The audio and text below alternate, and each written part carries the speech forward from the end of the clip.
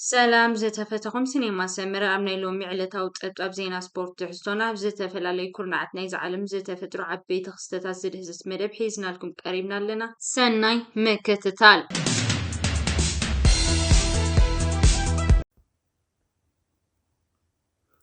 ሓደ ካብ ዓበይቲ ውድድራት ናይ 23 ዓመት ዝኾነ ጂሮ ዴል ቤልቤደረ 2023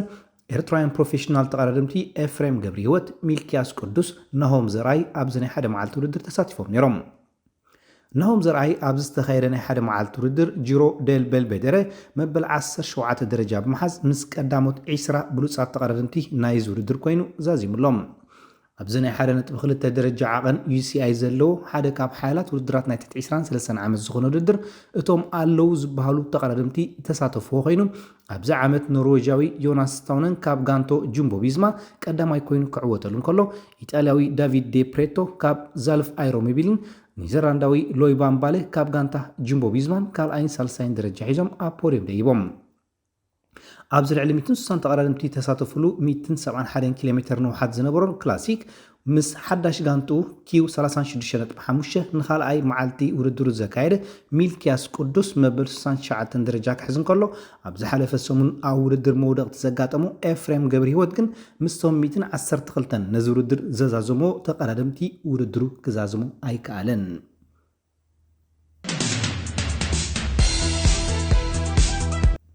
ዘዋሪት ዋንጫ ዞባ ማእኸል ፈሊሙ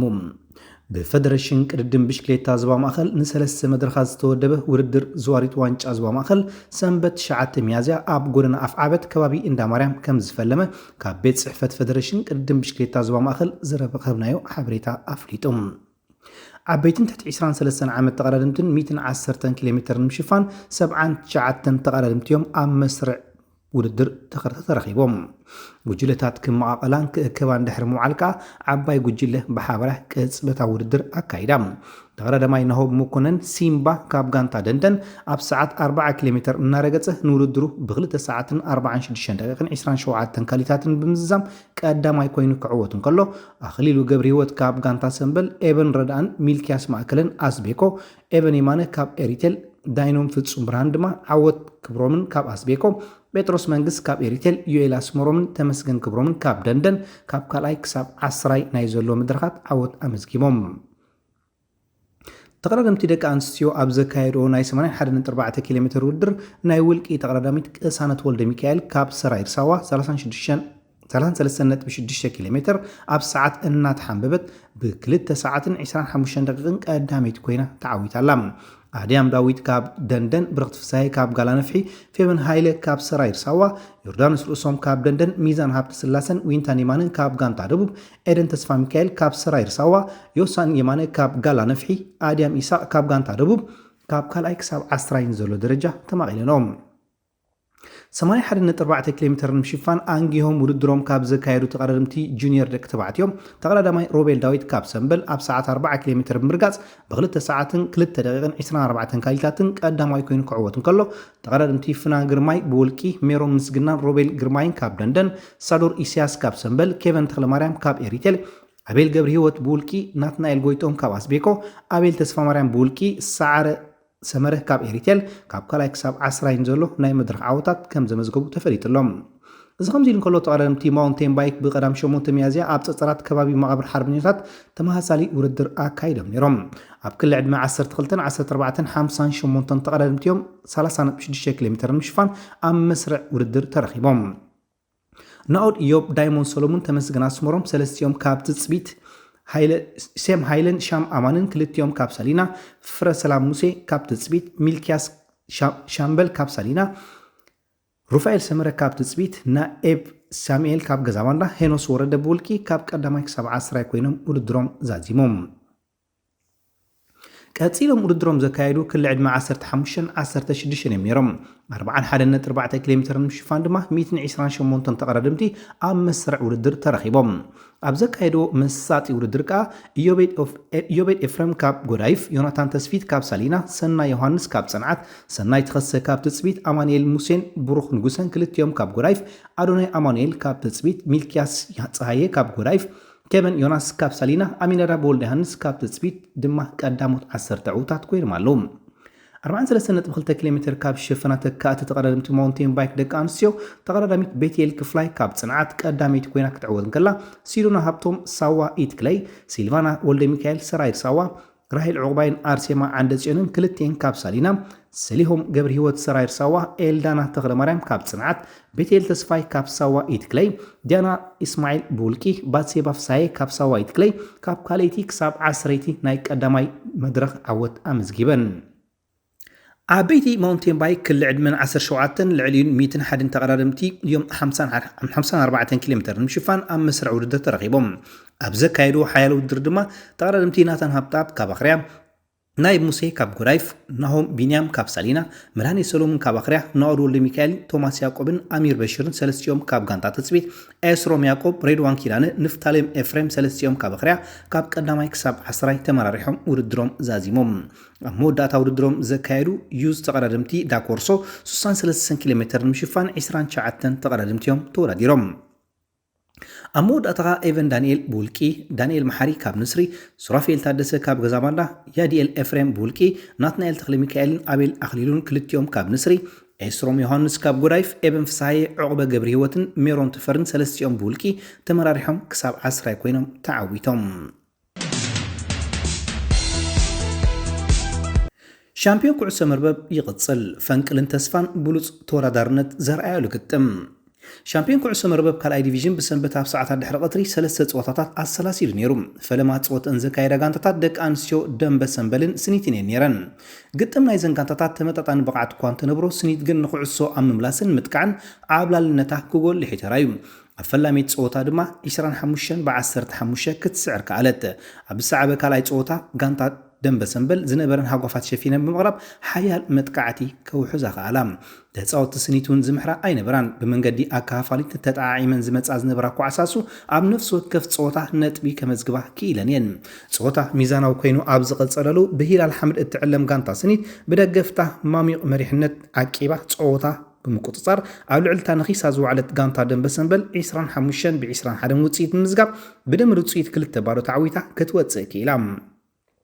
ዝሰዓበ ፀወታ ኣብ መንጎ ጋንታታት ደቂ ተባዕትዮ ፈንቅልን ተስፋን ነይሩ እዘን ጋንታታት ቆማታት ተፃወትየን ኣኽቲተን ኣትየን ፊስካ ቀዳማይ ዳኛ ድሕሪ ምንፍሓ ፀወታ ብሓያል መጥቃዕቲ ይገስጊሶም ኣብ ቀዳሚት ክፋል ፀወታ ተፃወቲ ፈንቅል ብተደጋጋሚዮም ኣጥቂዖም ከም ውፅኢቱ ድማ ንፀወታ ብመሪሕነቶም ክዛዝምዎ ክኢሎም ኣብ ካልኣይቲ ክፋል ፀወታ ተፃወቲ ተስፋን ፀወታ ተቆፃፂሮም መርሕነት ክሕዝኳ ምብኻሎም ብኣሰልጣኒዮም ተዋህቦም ምኽሪ ኣብ ግብሪ ዘውዓለው እዮም ዝመስሉ እንተኾነ መሪሕነቶም ክዕቅቡ ኣይከኣሉን ፈንቅላውያን ነጥቢ ኣብ ማዕራርዮም ንፀወታ ኣብ ረብሖም ብምውዓል ብፀቢብ ውፅኢት 25-23 ብምስዓር ናይ 2 ባዶ ዓወት ከመዝግቡ ክኢሎም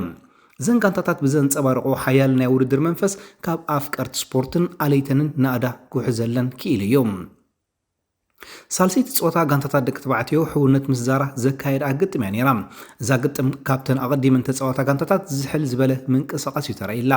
ፀወታ ከዓ ብዓወት ጋንታ ሕውነት 2 ባዶ ተዛዚሙ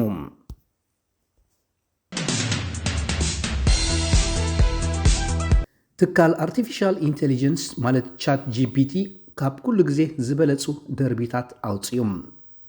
ሪያል ማድሪድ አንጻር ባርሴሎና ኤል ክላሲኮ ሴልቲክ አንጻር ሬንጀርስ ኦልድ ፊርም ደርቢ ኤሲ ሚላን አንጻር ኢንተር ሚላን ደርቢ ዴላ ማዶሊና ማንቸስተር ዩናይትድ አንጻር ሊቨርፑል ላንካሻየር ደርቢ ቦካ ጁኒየርስ አንጻር ሪቨር ፕሌት ሱፐር ክላሲኮ ኦሎምፒያኮስ አንጻር ፓናቲኮስ ደርቢ ዘለዓለማውያን ጸላእቲ ማለት ደርቢ ኦፍ ኢተርናል ኤኒሚስ ፈነርባቼ አንጻር ጋላታሳራይ ደርቢ ኢስታንቡል ፓሪስ ሴን ጀርማን አንጻር ማርሴ ደርቢ ዲ ፍራንስ ቦሩሲያ ዶርትሙንድ አንጻር ሻልክ ሩኸር ደርቢ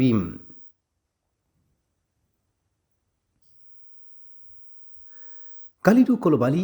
ብክልቲኦም ካብ ስራሕ ዝተባረሩ ኣሰልጠንቲ ቱኸልን ፖተርን ብጣዕሚ ሓዚነ ሕጂ ግን ኣብ ኣሰራርሓ ላምፓርድ ከነተኩር ኣለና ላምፓርድ ዓቢ ድንቂ ዝኾነ ባህር ማለት ሌጀንድ ተፃዋታይ ናይዛ ክለብ እዩ ገዝኡ ኣፀቢቑ ይፈልጦ እዩ እዚ ድማ ንነገራት ቀሊል ይገብሮ ክብል ተዛሪቦም ካርሎ አንቸሎቲ ካብ ሪያል ማድሪድ ክወፅእ ኣይደልን ዋና ኣሰልጣኒ ሪያል ማድሪድ ካርሎ አንቸሎቲ ክሳብ መወዳእታ ውዕሉ ኣብ ዛጋንታ ክጸንሕ ይደሊ ካርሎ አንቸሎቲ ምስ ሬድዮን ኣራይ ኣብ ዝገብሮ ቃለ መሕትት ብዛዕባ ገዛ ርእሱን መጻኢ መደቡን ተዛሪቡሎም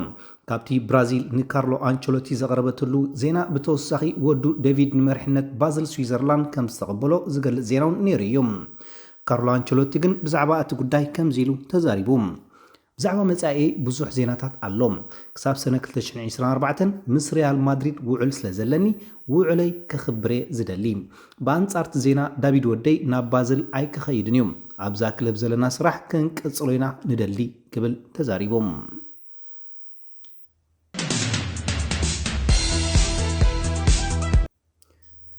ንኤርሊንግ ሃላንድ ንሻምፒዮንስ ሊግ ኢልናይና ዓዲግናዮም ዋና አሰልጣኒ ማንቸስተር ሲቲ ፔፕ ጓርዲዮላ ጽባሕ ጋንቱ አንጻር ባየር ሙኒክ ኣብ ሻምፒዮንስ ሊግ እትገብሮ ገጥም ርእይቶ ይብልሎም አሰልጣኒ ፔፕ ጓርዲዮላ ኣብ መደረኡ መዛዝ ምጽወታ አንጻር ቶማስ ቱኸል ዳግማይ ተዓዚብናዮ ግን ሕማቕ ኣይነበረን ኣዝዩ ጽኑዕ ጸወታ እዩ ነይሩ ሕጂ ግን ረሲዕና ያለና ዳግማይ ክንፍትን ኢና ቱኸልን ኔግልስማንን ፈጠራውያን ሓደ ዓይነት ቅዲ ጸወታ ዘለዎምን አሰልጠንቲ እዮም ምስ ኔግልስማን ከቢድ ምዃኑ ነይሩ ሕጂ ግን ምስ ቱኸል ከቢድ ጸወታ ክኸውን እዩ ሃላንድ ንዓና ኣገዳሲ ተጻዋታ እዩ ኣብዚ መጺኡ ሻምፒዮንስ ሊግ ንኽንዕወት ክሕግዘና እዩ እንተኾነ ግን ኣብ ካልእ ውድድራቱን ጽቡቕ ውጽኢት የመዝግብ ኣሎ ባየር ሙኒክ ንዓወት ሃንጸት ፈጠርትን ኣጥቃዕትን ዝመልአት ዓባይ ክለብ እያ ሸቶታት ከነመዝግብ ኣለና ንዓና ጽቡቕ ፈተና እዩ ካብ መጀመርታ ጽቡቕ ጸወታ ነገራት ከነርኢኻ ኣለና ፔፕ ጓርዲዮላ ዝዕወት እዩ ዝመስሎ ዘሎ ንስኹም ከ መን ትዕወት ትብሉ ቀፂሉ ዝመጽእ ቢልዮነር ተጻዋታይ ኩዕሶ እግሪ ማንቸስተር ሲቲ ዝሓለፈ ክራማት ቅድሚ ምፍራሞውን ኣብ ዓለም ብብዝሒ ተደላይ ተጻዋታይ ኩዕሶ እግሪ ነይሩ ኤርሊንግ ሃላንድ ሕጂ ምስ ናይክ ሜጋ ስፖንሰርሺፕ ውዕል ድሕሪ ምፍራሙ ሓደ ካብቶም ዝለዓለ ደሞዝ ዝኽፈሎም ተጻዋቲ ዓለምና ድሮ ኮይኑሎም እዚ ኖርዌጃዊ ተጻዋታይ ዕድሚኡ 22 ዓመት ጥራይ ኮይኑ ኣብ ታሪክ ኩዕሶ እግሪ ምስታ ዓቢ መሳርሒ ኣፍራይ ትካል ናይክ ን10 ዓመት ጸንሕ ውዕል ፈሪሙሎም እዚ ድማ 20 ሚልዮን ዩሮ ክረክብ እዩ ብጠቕላላ ክረአ እንከሎ ናይ 10 ዓመት 200 ሚልዮን ዩሮ ክረክብ እዩ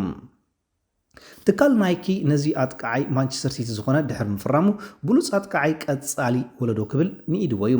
ኣብ ዝሓለፈ ዓመት ንኣፍራይ ሰዓታት ስዊዘርላንድ ብራይትሊንግ ንሃላንድ ሓደ ካብ ኣምባሳደራቶም ገይሮም ሸይሞሞ እዮም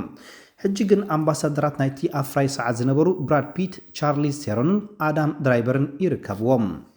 እታ ሰዓት ኣብ ዝሓለፈ ዓመት ኣብ ተጻዋታይ ቀዳመይቲ ተሰርሐት ክሳብ 4700 ዩሮ ዋጋ ክሮኖማትሪ GMT ማለት ክሮኖማት GMT 4 ለቢሱ ኣዋዓውዒ ነይሩ እዩ ሮቤርቶ ፊርሚኒዮ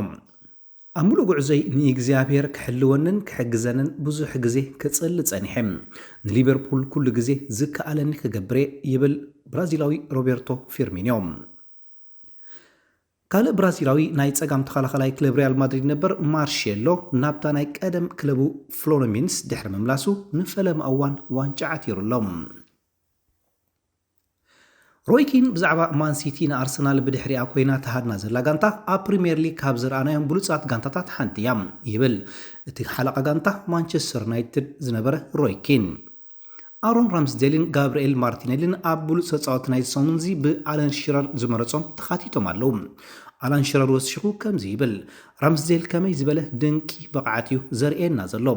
ክለብ ኣርሰናል ዋንጫ ክትዓትር እንተኮይና ራምስዴል ካልእ ቁልፊ ተጻወታ እዩ ጂሚ ካራገር ብወገኑ ብዙሕ ግዜ ብዛዕባ ተጻወቲ ኣመሓደርቲ ኣሰልጠንቲ ክዛረብ ከለኹ ተጋጊ ኣለኹ ተዛዓበየ ጌጋ ግን ኣብ ልዕሊ ኣሮን ራምስዴል ዘለኒ ኣረኣእያ እዩ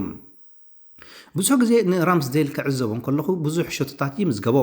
ሸቶ ክኾና ዘይክእላ ኳዓሳሱ ክምዝገቦም ከለዋ ተዓዚብ ኣለኹ ሓቂ ንምዝራብ ኣርሰናል ምስ ፈረመ ኣዝዩ ገሪምኒ ነይሩ ራምስዴል ግን ፍሉይ ተጻዋታ እዩ ብዛዕባኡ ድማ ተጋጊየ ነይረ ኢሎም ቲያጎ ኣልካንታራ ሎሚ መበል 32 ዓመተ ልደቱ የብዕል ኣሎ ኣበርክቶ ቲያጎ ኣልካንታራ ኣብ ክለብ ሊቨርፑል ብቁጽራዊ መለክዒ 93 ጸወታታት 3 ሸቶታት 6 ኣሲስት ዋንጫ ፕሪምየር ሊግ 2022 FA ካፕ 2022 ርሑስ ዕለተ ልደት ይግበረልካ ቲያጎ ኣልካንታራ